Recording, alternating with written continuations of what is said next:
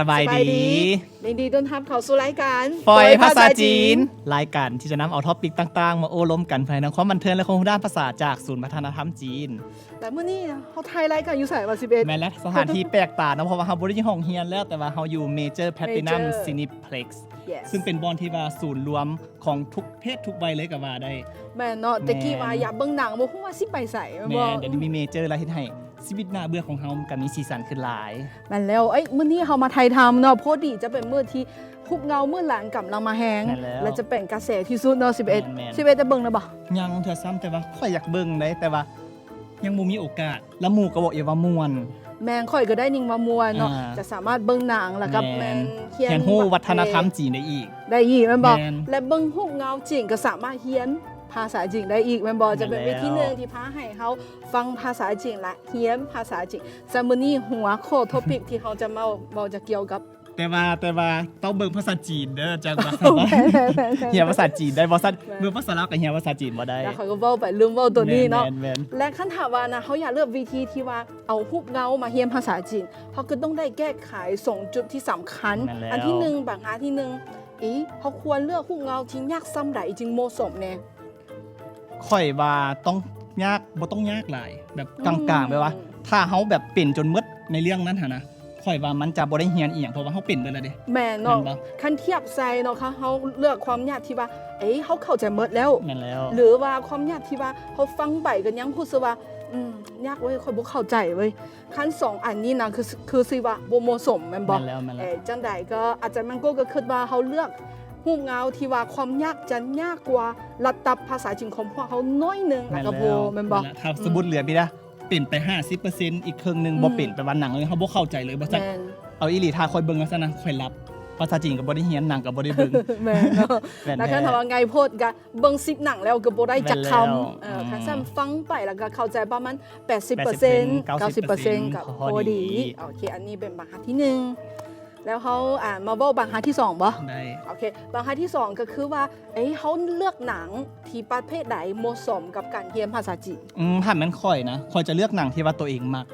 เพราะว่ามันจะดึงดูดค่อยได้1เนาะ2แม่นค่อยสามารถกลับไปเบิ่งคืนเพียงแต่ค่อยบ่เบื่อในการเรียนเพราะว่าบางทีภาษาเฮาต้องเบิ่งซ้ำหลายๆเทื่อเพราะว่าเฮาจังเข้าใจแม่นและสิ่งที่ความสนใจเป็นอาจารย์ที่ดีที่สุดสำหรับพวกเฮาเรียนทุกแนวแม่นบ่รูปเงาก็คือการเฮาควรเลือกรูปเงาที่เฮามีความสนใจและอันที่2นะอาจารย์มันก็อยากเว้าเพิ่มน้อยนึงก็คือคันถามว่านะเฮาสนใจในความอลังการของรูปเงามันก็บ่ได้เพราะว่าเฮาจะบ่สนภาษาแล้วแม่นบ่บ่ได้เบิ่งแต่หนังจนเพลินจนแบบบ่ได้เบิ่งแล้วคำศัพท์เว้าหยังแน่คือหนังแอคชั่นแม่นบ่เฮาก็แบบม่วนไปแล้วก็บ่ได้เรียนภาษาที่จริงหนังแอคชั่นก็บ่ได้เว้าภาษาหยังหลายแม่นแล้วเอาควรได้เลือกหนังที่เป็นประเภทสมัยปัจจุบันบ่หรือว่าการใช้ชีวิตของพวกเฮาครอบครัวบ่แม่นบ่เพราะว่าถ้าบ่ตรงกับชีวิตปัจจุบันแบบไปเบิ่งหนังย้อนอดีตเนาะจังซี่ไปเว้ากับคนจีนวะเอ้าเป็นหยังเจ้ามาแต่ยุคเจ้าข้ามยุคมาว่าเจ้าเป็นคนในอดีตวะเฮ้ยแปลกๆเจ้าเรียนภาษาจีนสมัยใดแบบนี้เนาะโอเคอันนี้คือ2จุดที่สำคัญคันถามว่าเฮาอยากเรียนภาษาจีนโดยวิธีว่าเบิ่งหนังเฮาต้องระวัง2อันนี้แม่นแล้วก็เดี๋ยวจักหน่อยเฮาแนะนำหนังดีบ่ว่าหนังอีหยังที่เหมาะสมกับการเรียนภาษาจีน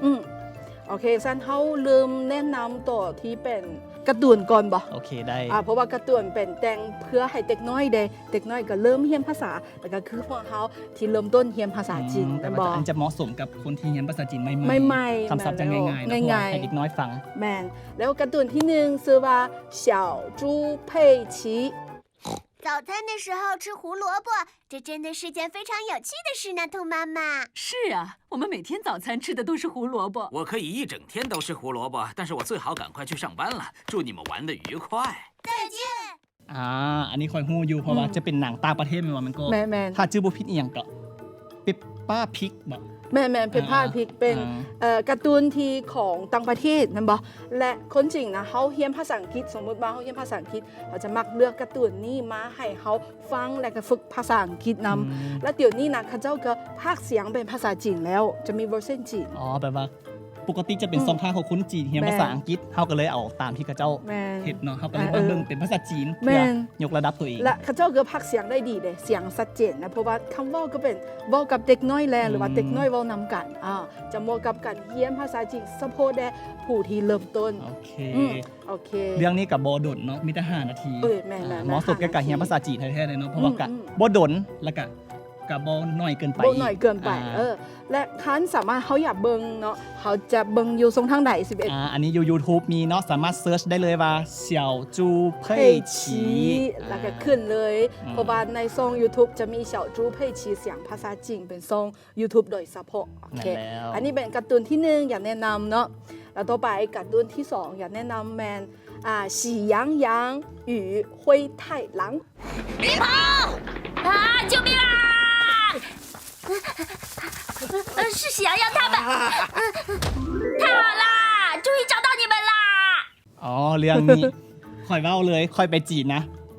ทุกบ้านเล็กน้อยค่ะนะ จะต้องเปิดหนังเรื่องนี้ แน่นอนและสามารถบอกได้ว่าวัยรุ่นจีนนะหลายคนมันง่ายขึ้นมานำการ์ตูนนี้ อ๋อใหญ่มาน้ำกันเลย แมน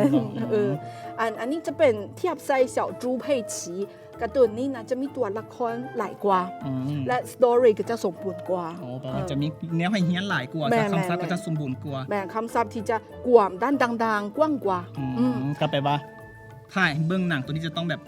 ระดับจะสูงจาก เอา เสี่ยว สูง จูเพ่ ขึ้ ย น ชี้ จาก หน่อย เสี่ยว นึ จู ง เพ่ยฉีหน่อยนึงแบบระดับกลางสีโหดสูงน้อยหนึ่ง แมน เป็นแบบนี้เนาะอันนี้ก็คือการ์ตูน2การ์ตูนที่เขาอยากแนะนำเนาะ โอเค ที่จริงก็หลายอยู่แล้ว คือ喜羊羊与灰太狼 EP หนึ่งก็มี10 นาทีแล้ว 10 เด้ นาทีกับโบดุนปานไหนกับ แต่ เนี่ยกับเหมาะส เอ ม อ อยู่ แมนผสมอยู่พอดีนะโอเค อันนี้เป็นการ์ตูนต่อไปนะ เอาเขายังบอกสองทางท่านผู้ชม โอ้ เด้ ยคอยลืม สองทางก็คือการ แมน YouTube คือกันเลย YouTube คือกันเลย เขียนว่าสี่ยังอีก ห ก่อน ยู หยี 灰太狼โอเคเอาต่อไปเขามาแนะนำละครโอเคป่ะซีรีส์เนาะภาษาเราว่าโอเคซีรีส์ ภาษาลาวเราแมนละคร ภาษาอังกฤษเราแมนซีรีส์ โอเค ค่อยหลงโอเคเขามาแนะนำซีรีส์ที่เหมาะกับการเรียนภาษาจีนโอเคซีรีส์ทำอิทแมน家有儿女这孩子，我不要了！站好，看我不好好收拾收拾你！我让你还敢踹学校凳子，我让你敢打同学，让你在学校里撒纸，看你还敢不敢了？看你还敢不敢？我打死你！我！ถ้าไปแล้วก็จะแมนบ้านมีลูกชายลูกสาว อ่า ฟังแล้วก็หัวจะเป็นเล่า เรื่อง ถึ เกี่ ง ยวกับ ค ครอบ รอบ ค ค รั รั ว วสั้นคำศัพท์ก็แบบคือการใช้ชีวิตของคนจริงเลย เป็นแบบเหมือนตัวจริงเลย คอยแนะนำเด้อเพราะว่า อืม เป็นหนังที่มวนอีหลีเพราะว่า อืม หลาย ๆ ประเทศเนาะก็ได้ซื้อลิขสิทธิ์ไปสายอยู่ประเทศตัวเอง ครั้งเคยเจอบุพินนะอเมริกา อเมริกา ญี่ปุ่น ญี่ปุ่น เกาหลีก็เสื้อไปใส่อยู่ แล้ว ประเทศเขา แล้วก็อีกอย่างคำศัพท์ที่ในหนังอะนะเอาอีหลีชีวิตจริงใส่แท้ๆเลย ใช่แท้ๆแม้แล้วก็ถึงขนาดที่ว่ามีศาสตราจารย์ที่จากมหาวิทยาลัยปักกิ่งฮู้บ่ มหาวิทยาลัยอันดับแรกของจริงก็ได้เอาละครนี้มาเขียนเป็นปื้มแบบเพียน โอ้แม่นว่ะ แมน เพราะแปลว่าเหมาะสมแท้ๆแม่นว่า เหมาะ เขา สม ก็เลยจนเอา แท้ๆ ละครเรื่องนี้ไปให้เป็นปึ้มเฮียนเลย แมนคันท่านผู้ชมสนใจนะ อย่าแบบทั้งเบิงละครแล้วก็ทั้งไปค้นคว้าเพิ่มอีก ก็สามารถซื้อปื้มจากอินเทอร์เน็ตได้ อ๋อ แล้วก็ถ้าใครก็อยากเบิ่งแต่หนังล่าๆก็ได้เนาะอยู่ YouTube นี้อีกแล้ว มี ม่น อี บ่ กแล้ว แต่ว่าภาพจะบทแจ้งปันใด เพราะว่าหนังมันเก่าแล้วเนาะแต่ก็บ่เป็นหยังเนาะแต่ว่าเขาฟังเอาแต่เสียง โอเค โอเค เอาตัวไปแมนละครที่สอง ละครที่สอง แมน爱情公寓嗨，亲爱的，放心，我这里一切 OK，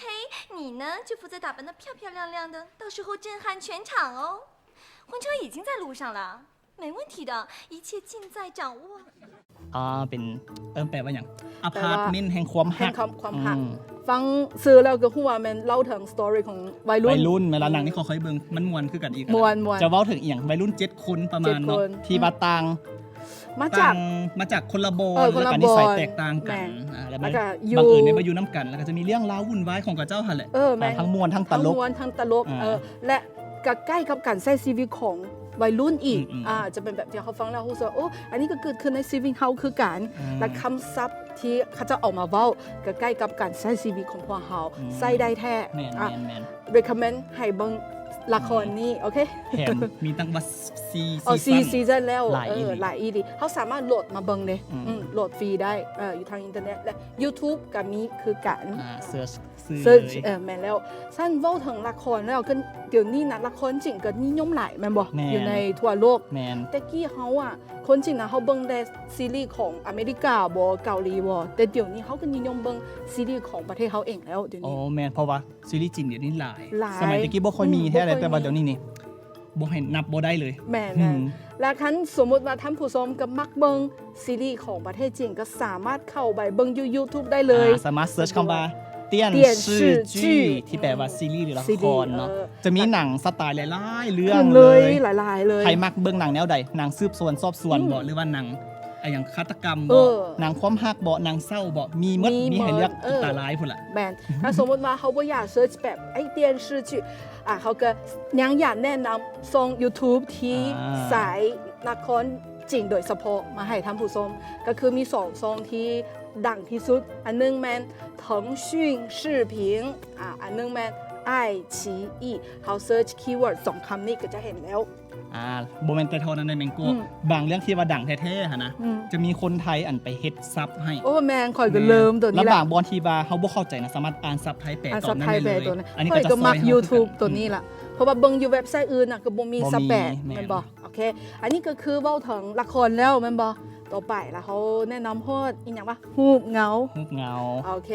คันเว้าถึงฮูบเงานะที่จริงนะฮูบเงากับเหมาะกับการเรียนภาษาจีนหลายเด้แม่นบ่ นั่นแหละ เพราะว่าฮูบเงาหนึงก็ประมาณ90นาที บ่โดน แม่นบ่บ่โดนและคันถามว่าอยากแนะนำไปแล้วก็หลายอยู่คันแซ่มื้อนี้นะเขาก็คัดเลือกได้ฮูบเงาที่อาจารย์คนจีนที่สอนคนต่างประเทศอยู่ประเทศจีนมักเอาไปใส่ทั้ง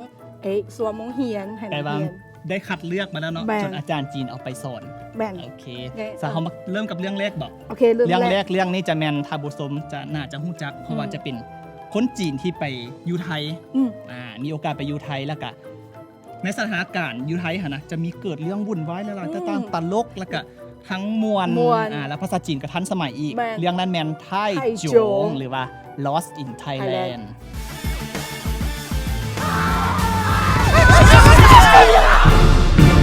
ท่านผู้ชมอาจจะหู้หนังนี้เนาะ แม่น มันดังเนาะโอเคหนังฮูบเงาที่2แมน失恋33天拿着香水的这个女孩叫冯佳期，从初中时就每天和我厮混在一起。牵着她手的这个男的，是和我相恋7年，今天早晨出门前还在说我爱你的现任男友预备役老公陆然。他们2个怎么会在一起？ฟังเซอร์แล้วเขาก็คงว่าเกี่ยวกับความรักอีกแมันบอกเป็นเรื่องที่เกี่ยวกับการอกหักสตอรี่เป็นสตอรี่ง่ายๆ แต่ว่าการใช้ภาษาละมันเหมาะสมกับการเรียนภาษาจีนของพวกเขาอืม มาต่อกับเรื่องที่ อืม 3จงกัวเหอหัวเหริน New York City, here we come. Chang, the school you founded enabled 500,000 Chinese students to study abroad in the U.S. Then you may be a hero. To me, you're a thief. We filed a motion with the courts. We're seeking $15 million in damages. You can't teach us that you know this. โอเคต่อไปเนาะมาเบิ่งเรื่องที่4มีชื่อว่า致我们终将逝去的青春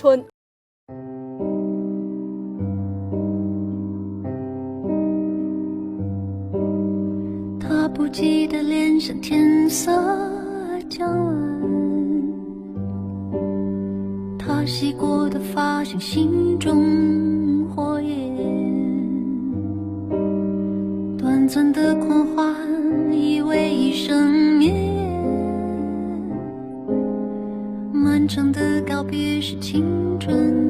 盛宴。 ฟังซื้อแล้วคุณผู้ชมยากมันบอก แม่น แต่ว่าหนังนี่ไงจะเป็นเบ้าถึงเรื่องเยาวชน เยาวชนแม่น เยาวชนอันนี้จะเป็นภาษาที่ง่ายๆ และมวนหนังนี่ก็มวนเนาะแนะนำต้องไปเบิ่งเด้อ สามารถเข้าใจชีวิตของวัยเยาวชนของคน แม่น เขาว่าอย่างเยาวชนจีน จีน าแล้วก็เรื่องสุดท้ายเนาะเพราะว่าเฮาบ่มีเวลาละเดี๋ยวแนะนำเพราะว่า4เรื่องทั้งอิทจะเป็นเรื่องตลกคอมเมดี้แน่ แม่น เดี๋ยวฮอตจะแนะนำอันเรื่องที่ว่าเป็นแฟนตาซีสันสัตว์จีน สัญชาติจีน เรื่องนั้นมีชื่อมาอย่างนั้นก็ 流浪地球太阳急速老化，将会不断膨胀，吞没整个地球。由于气候的剧烈变化，人类将离开地表，永远移居地下城。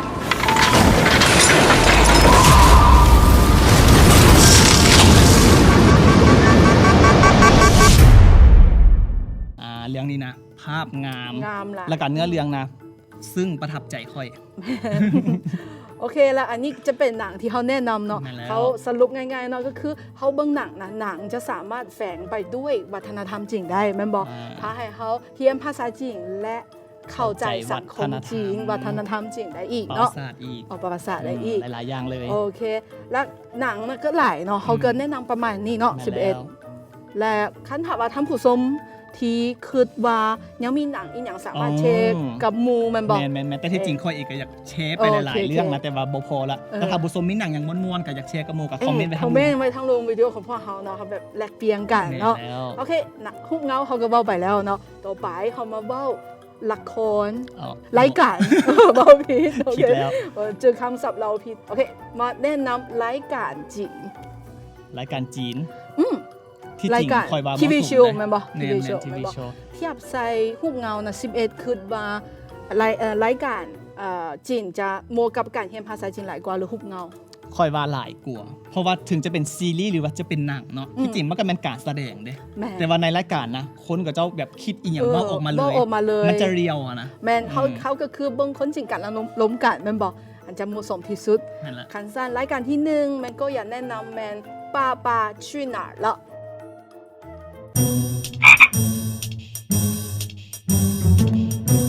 อืม เคยเบิ้งบ่11 บ่เคย บ่เคยค่อยก็คิดว่าเจ้าบ่เคย รายการใหม่ เป็นรายการที่นิยมขึ้นหลายปีแล้วเด้ แม่นว่า จะเป็นทีวีโชว์ที่ให้โพนะ เป็นดาราเนาะ เป็นดารา พาลูกไปเที่ยว อืม พาลูกไปเที่ยวคันสั้นอยู่ในนั้นน่ะเขาเจ้าก็แมนโพบอกกับลูกหรือว่าผู้ใหญ่คนอื่นบอกกับเด็กน้อยคำศัพท์เขาเจ้าก็ใส่ง่ายๆ แต่ว่าบทสนทนาก็จะเกี่ยวกับแบบการท่องเที่ยวนิดหน่อย การ นึง ท่อง เนาะ เที่ยวน้อยหนึงแน่และทั้งคำศัพท์ทั้งง่ายและทั้งหนาหักหีบ สำหรับเหมาะสมกับคนที่มาเรียนจีนใหม่ๆจนไปฮอดระดับกลางบ่ ระดับกลาง เกือบฮอดระดับกลางจะเหมาะสมที่สุดที่จริง แม่โอเค อันนี้เป็นรายการที่หนึ่งเนาะ อืม ก็สามารถ เบิ่ เบิ่ ง ง ได้ ได้อยู่ YouTube YouTube โอเค รายการที่สองรายการนี้นะจะเป็นรายการที่นิยมน้ำมันคนต่างประเทศที่เรียนภาษาจีนเป็นพิเศษ รายการเนี่ย ชื่อว่า非诚勿扰拼多多，拼多多，我和你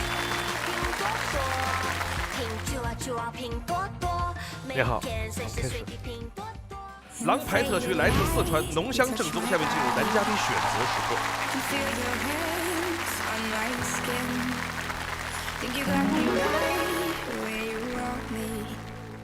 But you're just in my way. I came to party on my own.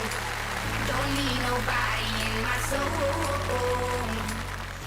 11ดังเคยเบิ่ง ต้องเคยแน่นอน มันจะคล้ายๆเทคมีเอาอะนะ แม่น จะเป็นแบบผู้หญิงหลายๆคนนะแล้วผู้ชายมาคนหนึงแล้วให้กับเจ้าจับคู่กัน จับคู่กัน แล้วไปเบิ่งไปร้องเดทกันเบิ่งว่ากับเจ้าหันเหมาะสมกันบ่แบบเข้ากันได้บ่ แมนแล้วและ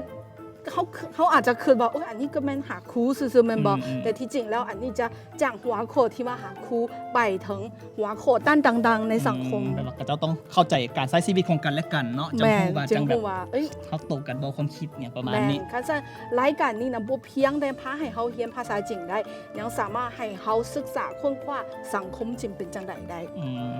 ก็โอเคแน่นอน โอเคอันนี้ recommend แม่คอมเมนต์เลย yes โอเคอันนี้เป็น2รายการเนาะก็พอดีแล้วก็หลายอยู่แล้วเด้ โอเคต่อไปแมนอีกศิลปะประเภทหนึ่งนะที่อยากแนะนำให้ท่านผู้ชมบุคคลว่า11เคยเบิ่งบ่อันจะมีชื่อว่าบุคคลคำแปลของภาษาเราเนาะภาษาจีนเขาชื่อว่า相声现在很多有钱人对不对？但是你再有钱，也有吃完了、花完了的时候。如果这个人不工作、不努力的话，对不对？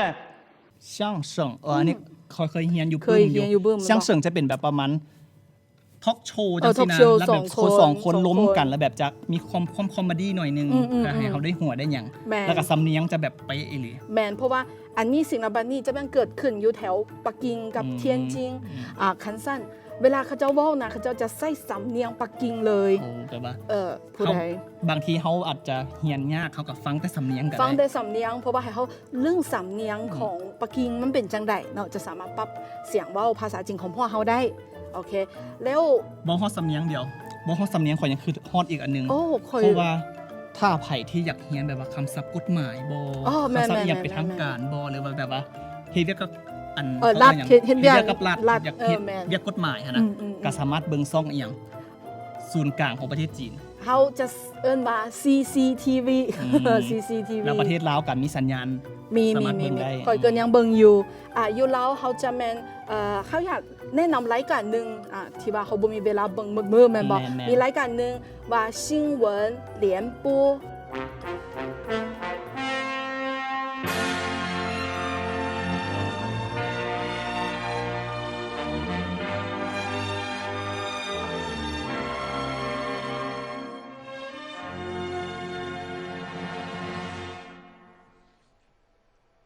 各位观众，晚上好。晚上好。今天是10月21号，星期三，农历9月初5，欢迎收看新闻联播节目。จะทุกมื้อจะ6โมงตรงในเมืองเรา 6โมงแรง แม่นแล้วจะเป็นรายการที่ออกข่าวทั้งภายในประเทศจีนและทั้งข่าวต่างประเทศอีก แม่นแล้วละเนี่ยว่าเป็นโทรทัศน์ศูนย์กลางเนาะโทรภาพศูนย์กลางก็เลยเป็นภาษาจีนแม่นเป็นทึกหลักการที่สุด แม่นท่านผู้ใดน่ะเป็นในภาษาแม่นบ่ แม่น ต้องได้เบิ่งรายการนี้แน่นอนเด้อแมงโก้ก็เบิ่งตลอด 11นี่กะบ่ได้เบิ่งปานใด สำหรับวันนี้เนาะเฮากะแนะนำไปหลายเติบละ โอเค แม่น แม่นและท่านผู้ชมคะมักรายการของพวกเราก็อย่าลืมกดไลค์กดแชร์และแท็กหมู่3คนจะสามารถรุ่นฮับปี้หนังเมเจอร์ได้อีก นั่นแล้วที่ว่าได้สนับสนุนสถานที่ให้เฮาถ่ายทำในมื้อนี้เนาะ โอเค แล้วถ้าไผมีคำถามหยังก็สามารถคอมเมนต์ไว้ทางรูมได้เล ทางรู ย ม ห ได้ รือว่า เลย มีหนังอยากจะแชร์ให้หมู่ได้เบิ่งก็สามารถ คอมเมนต์ทางรูม ได้ yes สำหรับวันนี้พวกเรา2คนก็ขอตัวลาไปก่อน บาย อย่าลืมกดแชร์แท็กหมู่3คนแล้วแคปลงคอมเมนต์เพื่อลุ้นฮับปี้หนังจำนวน3รางวัลรางวัลละ2 ใบ